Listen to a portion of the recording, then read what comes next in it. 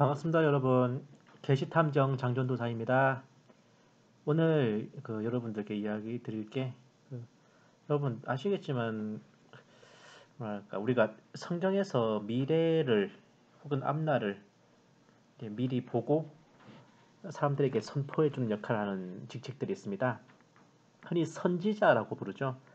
이런 선지자들은 혹은 이제 성경에서 신약 이후로는 거의 다 나타나지 않는데 뭐 혹자는 이런 예언의 은사는 성경이 완성되기까지 그 과도기적인 과정이라 말하기도 하고, 혹은 성령의 9가지 은사 중에 그 예언의 은사는 뭐랄까 설교를 하고 강론을 하는 은사였지, 막 뭐 미래 어떻게 된다 저렇게 된다 뭐 그런 걸 알려주는 예언과 한자가 다르다 이렇게 말씀하시기도 합니다. 근데 이런 이제 뭐랄까 하나님의 성령을 받아서 예언한 것이 명명백백한 사람들은 우리가 선지자라 그러죠. 그런데 그런 게 좀 정말 성령의 능력으로 예언한 게 맞나 아닌가 좀 불분명한 사람들은 흔히 예언자라고 합니다. 이런 예언자들 중에서 가장 유명한 사람으로는 과연 노스트라다무스를 들 수 있겠죠.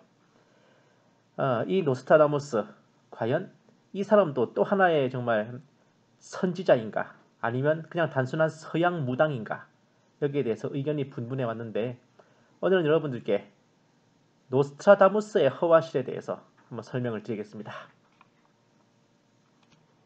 오래전에 이제 방송 특집으로 충격 대예언이라는 스페셜 작품이 나왔습니다. 굉장히 오래된 거예요. 사실은 이게 나중에는 책으로도 나왔거든요. 이 충격 대예언이라는 작품이 그 방송이 나온 뒤로 예언에 대한 관심은 정말 끝이날이 없었어요. 무슨 중요한 이제 천재지변 사건이 발생하면 그 무슨 예언자라는 사람들이 나와서 이렇게 예견했다 저렇게 예언했다 이런 말을 하죠. 국내에서도 대통령 선거를 비롯해 중요한 기로에 놓일 때마다 격암유록, 송하비결, 정감록 이런 것들이 화제가 되곤 했습니다. 이게 하늘을 날고 싶다는 것과 더불어 미래를 미리 알아보고 싶다는 건 정말 우리 인간의 마음속에 늘 있어 왔어요. 그런 이상향입니다. 그런 마음이 정말 인간으로 하여금 앞날을 미리 꿰뚫어보는 예언자에 대한 관심으로 변하게 했던 것 같습니다. 유명한 예언자라고 하면 여러 명 있죠. 근데 그 중에서도 제가 말씀드렸지만 노스트라다무스를 아무래도 첫손에 꼽습니다.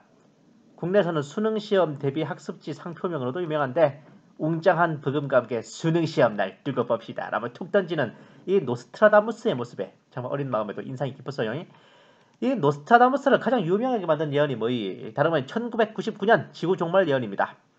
1999년 7월에 공포의 대왕이 내려온다는 예언이 소리 없이 지나간 후 다시 한번 떠오르게 만든 것은 2년 후인 2001년 9.11 테러 사건이었죠. 자, 노스트라다무스는 이렇게 시들을 자기의 예언들을 사행시 형태로 썼어요. 이 노스트라다무스의 예언시들을 모아놓은 책을 백시선이라 그럽니다.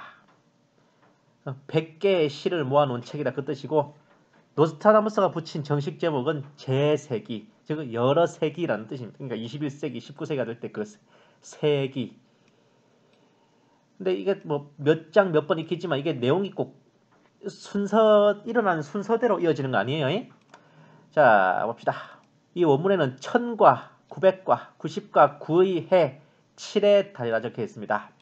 1999년 7의 달, 하늘에서 공포의 대왕이 찾아와 앙골모아의 대왕을 부활시킨다. 그 전후 마르스가 행복 속에 통치한다. 빠라바라바라바. 자, 그리고 요것이 1999년 지구 종말 예언이라고 했고,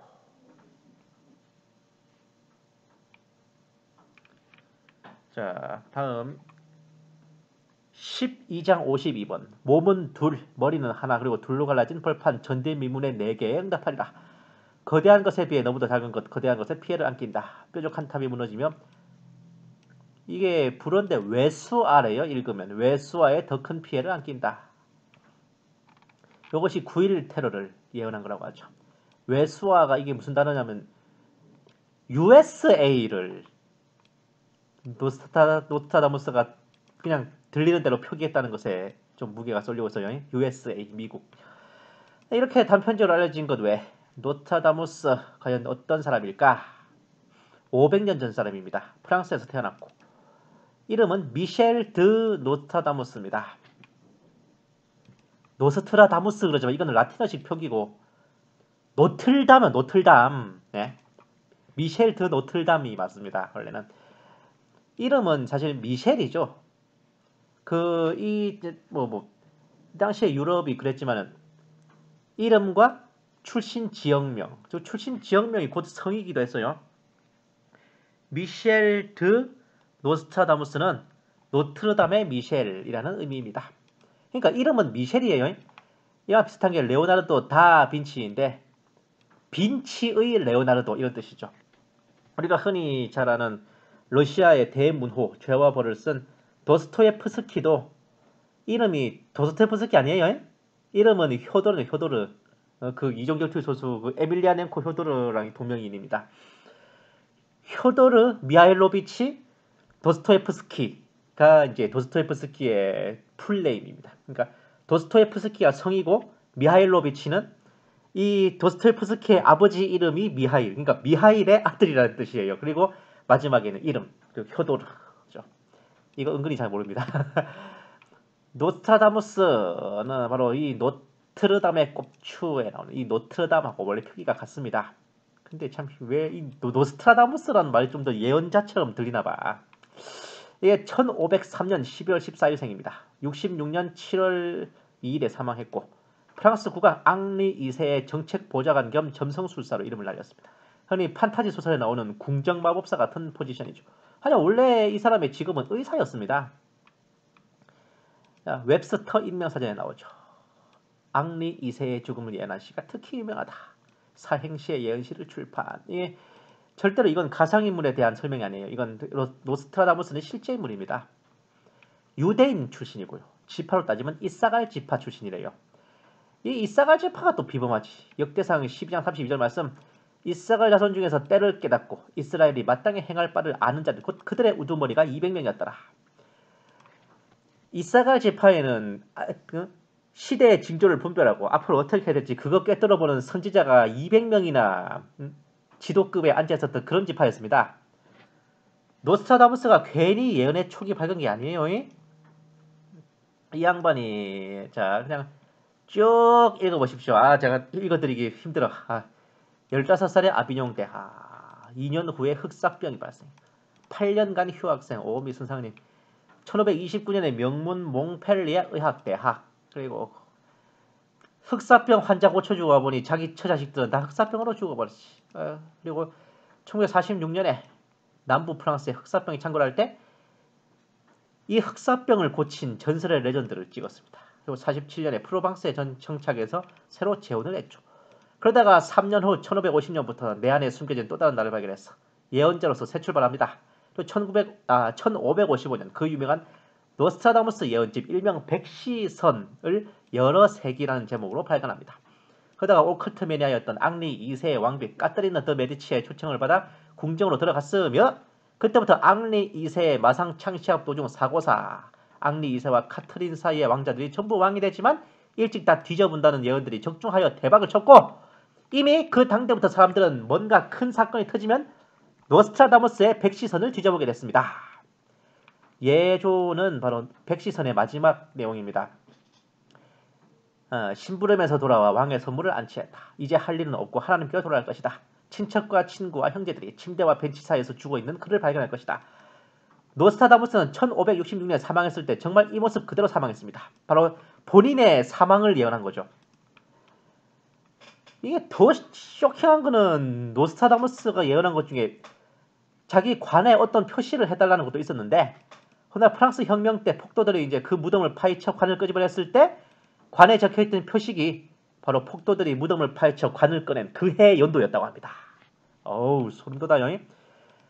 노스트라다무스는 과연 예언자일까 아니면 서양 무당일까 여기 대해서는 항상 논란이 있었습니다.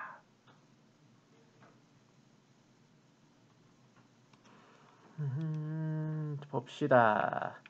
자 1장 1번 바로 백시선. 그러니까 백시선이 통상 장과 번이 아까 말씀드렸지만 꼭 역사적 순서대로 흘러가는 거 아니에요? 하지만 1장 1번과 마지막 예조는 처음과 마지막을 이제 장식하고 있습니다. 깊은 밤 비밀의 서재에 들어가 혼자 노스의 삼각대에서 쉬고 있는데 희미한 불길이 정적 속에서 생겨나 믿을 수 있는 말을 나에게 구한다. 이것이 무슨 말씀인고 하니 자기가 미래를 보는 모습을 스스로 묘사한 거죠. 그런데 뭔가 되게 좀 뭔가 오컬트적이라 해야 되나 뭐 좀 묘하죠. 그러니까 딱 노스의 삼각대를 걸어놓고 이제 쉬고 있는데 갑자기 불길이 싹 올라오면서 뭔가 말을 전해준다 그런 장면이거든요. 이 모습을 가지고 이 새끼 이거 완전 서양 점쟁이 아니야? 라고 말하기에는 조금 부족한 이유가 본인이 뭔가 좀 뭐 주술을 쓰고 사수를 쓰고 이런 모습이 묘사된 게 아니에요. 자기는 그냥 앉아 있습니다. 서재라고 썼지만은 삼각대가 있는 걸 봐서는 그냥 산발이 그게 있는 걸 봐서는 실험실 같은 용도였나 봐. 이 사람이 의사잖아요. 그러니까 여기 쭉 앉아 있는데 그냥 누군가 와서 말을 전해주는 겁니다. 그리고 이제 광야 시절 이스라엘의 제사장들도 항상 하나님께 다이렉트로 말씀을 받는 게 아니었어요. 우림과 둠밈이라고 하는 연장을 사용해서 계시를 받기로 했습니다. 이걸 감안하면 노스트라다무스의 이 모습만 가지고 뭔가 사수를 쓰고 주술을 쓴다. 그렇게 판단할 수는 없습니다. 본 계시 탐정은 어떤 예언자가 하나님의 주권 아래에 있는 예언자인가 혹은 거짓 예언자 또는 사탄의 사주를 받은 예언자인가 판단하는 나름의 기준이 있습니다. 방송 들으시는 분들께서도 한번 이게 제 기준이 타당한지 한번 봐주세요. 예언이 이루어지는 범위가 최소 100년이 넘는가? 예언자 본인이 죽고 나서도 그 예언이 이루어지는가? 예언자 자신이 하나님을 믿는 크리스천인가? 예언의 내용이 성경과 상통하는가? 가령 에드가 케이시 아주 유명한 예언자입니다. 이 사람의 예언 적중률이 95%는 어전에 지랄 까부는데 예언이 성취되는 연도가 그의 사망 이후인 것들은 단 하나도 맞지 않았습니다. 맞은 예언들도 기껏해야 범위가 50년 안 넘어요. 길어야 3, 40년. 이런 대부분의 예언자들의 공통점이 이렇습니다. 쉽게 말해 성령님의 주관 아래에 있는 예언이 아니라 사탄의 사주를 받은 예언은 사실상 예언이 아닌 거라고. 사탄의 예언자에게 이러이러하게 예언해라 하고 시킨 뒤에 그 시점에 이르러서 사탄이 스스로 자작극을 벌여서 성취된 것처럼 꾸민다 라고 해야 맞습니다. 사탄은 미래를 예언할 능력 없어요. 따라서 저는 요 네 가지 기준에 들어맞는다면 뭔가 좀 2% 미심쩍은 면이 있어도 일단은 선지자로 저는 인정하는 입장입니다.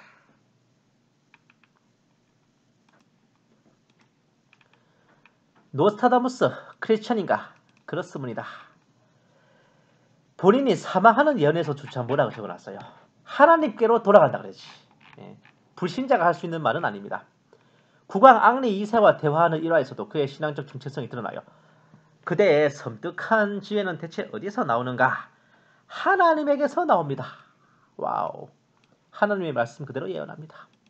별이나 수정구슬은 참고 안 되진 않죠. 이 세상의 마지막 때에는 무슨 일이 생길 것인가? 마태복음 24장을 보시면 됩니다. 와우.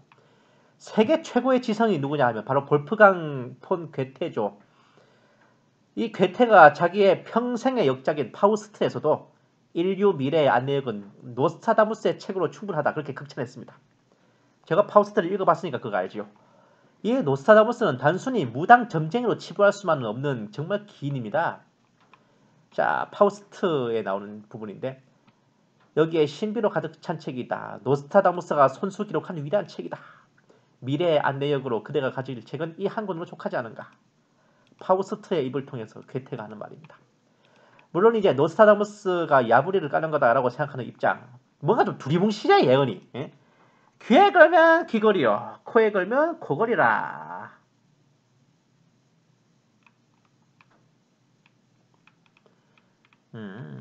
그가 살던 16세기 당시 프랑스 그것도 그가 살던 지역에서 일어난 일들을 예언하는 데 관심이 있었을 뿐이다. 근데 이거는 솔직히 프랑스 사람이니까 우선 자기 자국에 대해서 관심이 많은 거지요. 이스라엘의 선지자들도 솔직히 이스라엘 예언했지 뭐 어디 우리나라 예언했습니까? 어디?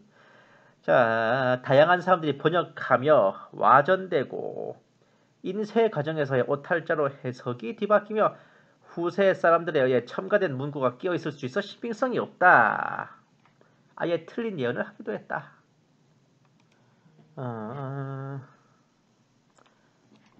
아예 틀린 예언도 하기도 했다. 뭐 그러니까 자 다시 정리하자면은 예언이 두리뭉실해서 뭐 해석하기 나름이다.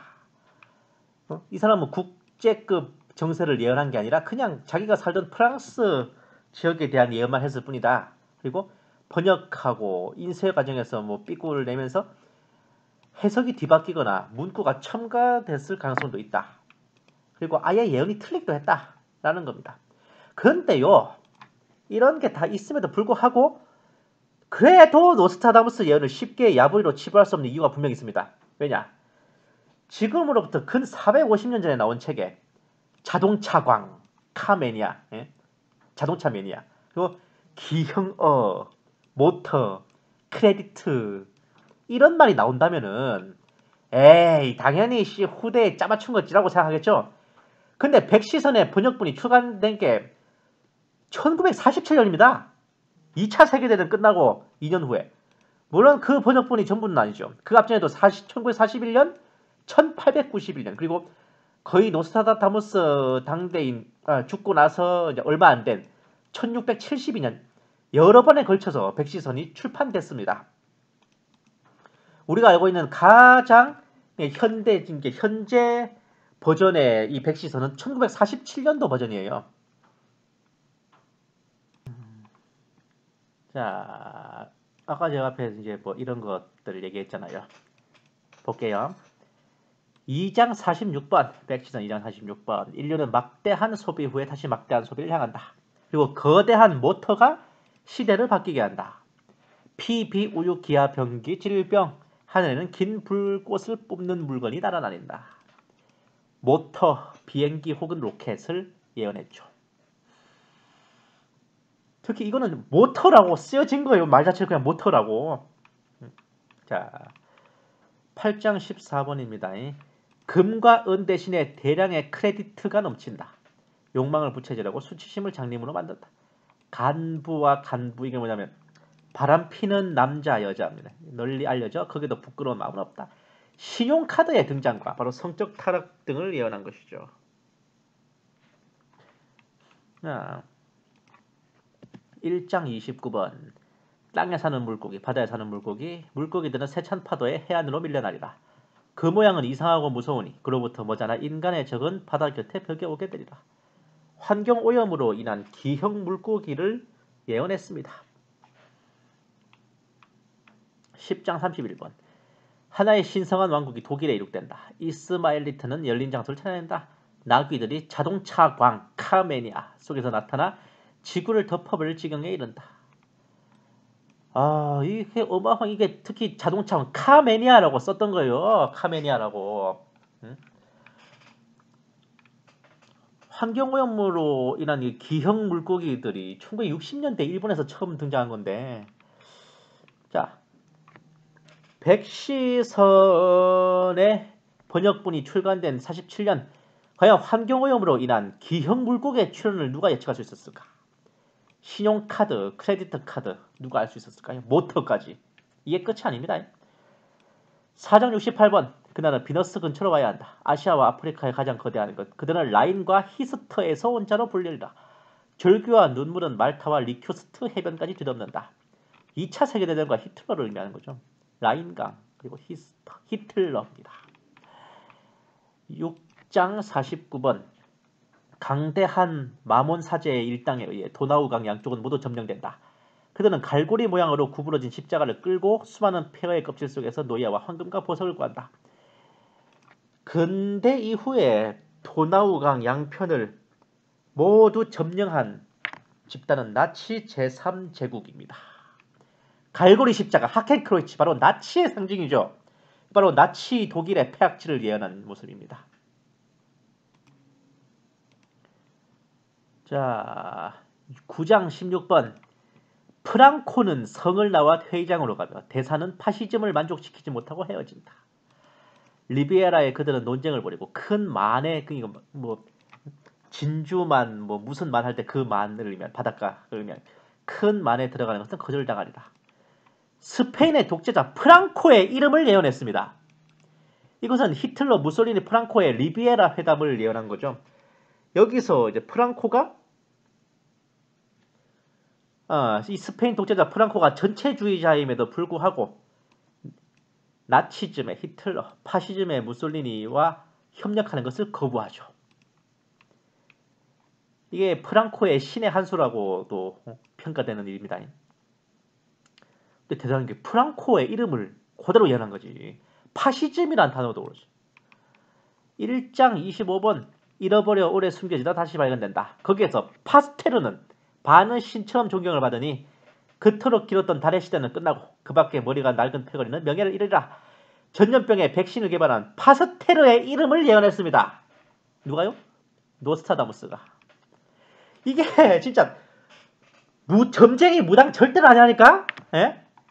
뭔가 석연찮거나 2% 부족한 면이 있어도 어쩌면 그 의혹이라는 게 연구 부족이거나 혹은 루머일 수 있겠다 싶을 정도로 말입니다. 프랑스 왕이 마지막 날에 무슨 일이 있겠냐 물으니까 이 노스트라다무스는 마태복음 24장을 보라 그랬어요. 근데 휴거와 대환란을 과연 노스트라다무스가 예언했을까? 휴거와 대환란 예언했습니다.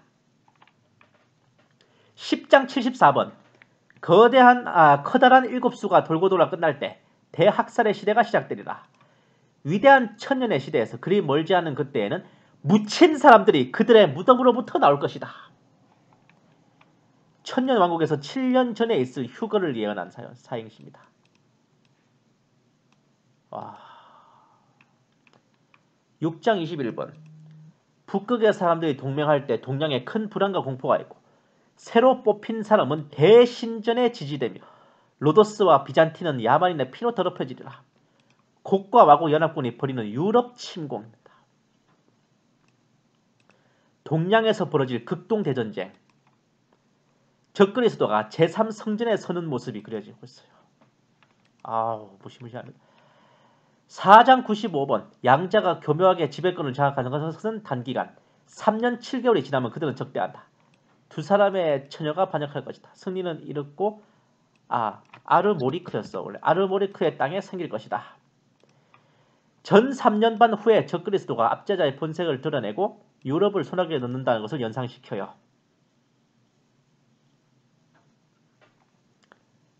아니면 기존에는 그러니까 전 3년 반 기간 동안에는 뭐랄까 뭐 서방 진영과 동방 진영이 이제 혹은 적그리스도가 단일 지배자가 아니라 다른 뭔가 연합체적인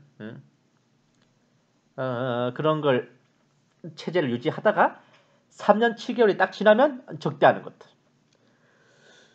그러니까 쉽게 말해서 세계정부 10대 구역이 전 3년 반 기간에는 적그리스도를 의장으로 해서 이제 좋게 연합체적인 성격을 갖고 있다가 전 3년 반에 딱 끝나고 적그리스도가 이제 제대로 본색을 드러내서 그 10대 구역을 하나하나 접수하려고 하니 이 동방 세력이 이제 이 동양 연합이 적그리스도와 적대하게 되는 그러한 판으로 진행되지 않을까 저는 그렇게 생각하고 있습니다. 5장 54번 유크신의 다리와 타타르에서 한 사람의 왕이 고를 보러 온다. 아라니아 아르메니아를 지나 비잔틴의 피투성의 막대기를 남긴다. 이게 전부 다 터키 소아시아 지역 다 지명들입니다. 특히 비잔틴은 뭐 이스탄불 그쪽이지. 마곡 왕 고기 바로 소련 연합군을 이끌고 남침하는 모습입니다. 5장 27번 불과 무기로 흑해 가까이서부터 페르시아에서 트레비존드를 점령하러 온다. 트레비존드가 터키의 트라부존입니다. 파로스와 미틀리는 떨고 태양은 열광한다. 아드리아해는 아랍의 피로 뒤덮인다. 그냥 뭐 이거는 곡과 마곡 전쟁의 양상으로 보여요. 아랍 이슬람 세력이 곡과 마곡에 가담하거든요. 10장 32번 강대한 지배권을 저마다 바라고 한 사람이 남을 지배하는 힘을 획득한다. 그러나 그가 지배하는 기간은 겨우 2년간 배에 의해 스스로를 보존한다. 이거는 전 좀 묘하긴 한데 만약에 이것도 그런 대환란의 연속이라면 적그리스도가 폐악을 벌이는 기간은 2년뿐이라는 암시도 될 수 있어요. 그러니까 7년 대환란 기간이 줄어든다는 게 아니라 그 7년 중에서 적그리스도가 온전히 패권을 쥐고 막 들다 패악질을 하는 그 기간이 2년 정도 될 거라는 암시로 추측이 됩니다. 6장 70번 위대한 시렌이 세계의 왕이 된다. 처음에는 사랑을 받고 나중에는 공포의 대상이 된다. 그의 명성과 상처는 하늘에까지 다 승리자의 칭호에 크게 만족한다. 마부스는 곧 죽고 또다시 찾아온다. 사람들과 짐승의 무서운 파괴가 있고 돌연한 복수를 볼 수 있다. 피, 손, 목마름, 굶주림이 혜성이 날아갈 때 일어난다. 2장 62번. 1장 92번. 한 인물 밑에서 평화가 널리 선언된다. 그러나 얼마 후부터 약탈의 반역이 시작된다. 거부함으로써 거리도 육지도 바다도 상처를 입고 100만 명의 3분의 1이 죽거나 사로잡힌다.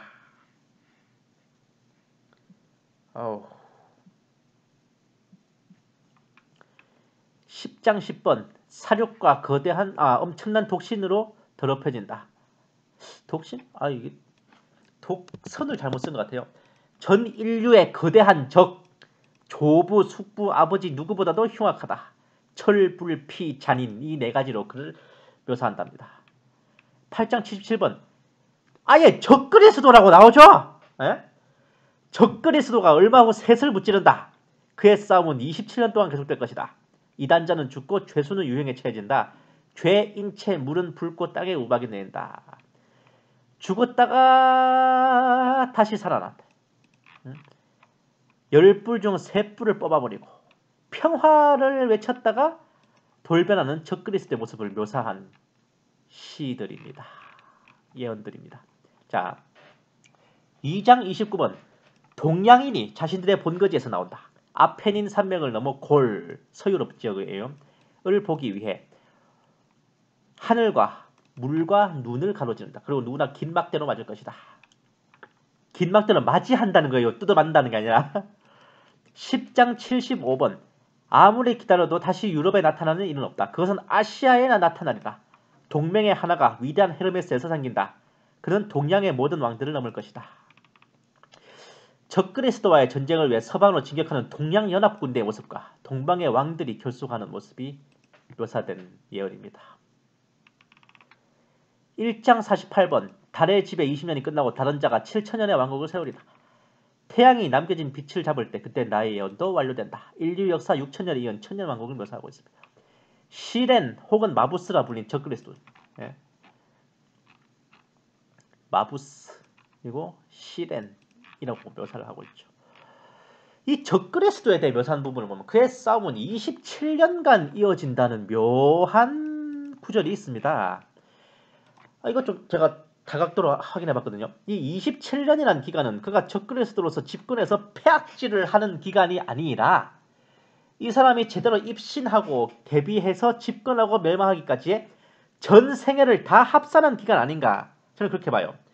그러니까 7년 대환란은 이 27년 중에 그 마지막 7년인 거죠. 1999년에 공포의 대왕이 내려와 앙골모아의 대왕을 부활시키는 예언이 지구 멸망의 예언. 솔직히 말해서 지구 멸망한다는 말은 없잖아요. 거기에.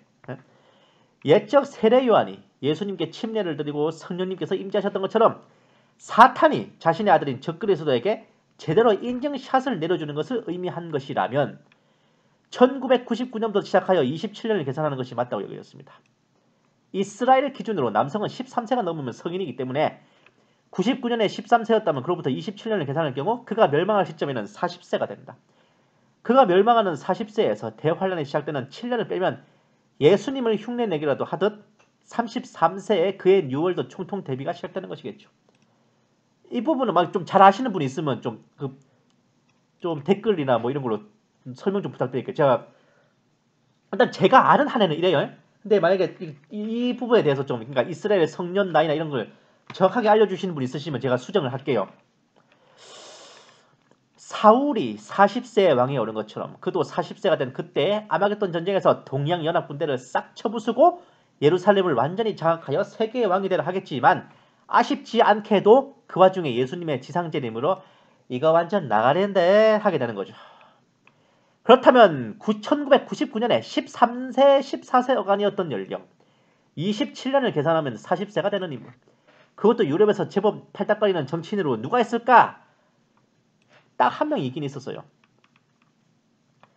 1986년생 오스트리아 총리 제바스티안 쿠르츠입니다.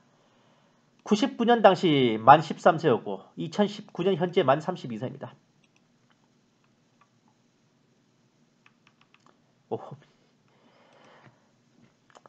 일단 대강 두드러 맞춰본 거예요. 근데 앞으로도 좀 차근차근한 연구가 더 있어야 될 것 같습니다. 어디 이런 게 뭐 글 한 편으로 정리되겠냐고. 근데 정말 기똥찬 예언을 이 노스트라다무스 영감님이 남기셨더라고요. 지금의 대한민국 정세를 보기라도 한 것처럼 1장 48문 아까 앞에 나왔었죠. 달의 지배 20년이 끝나고 다른 자가 7천년의 왕국을 세우리라. 태양이 남겨진 빛을 잡을 때 그때 나의 예언도 완료된다. 문재인 정권 끝나면 천년왕국이라고요?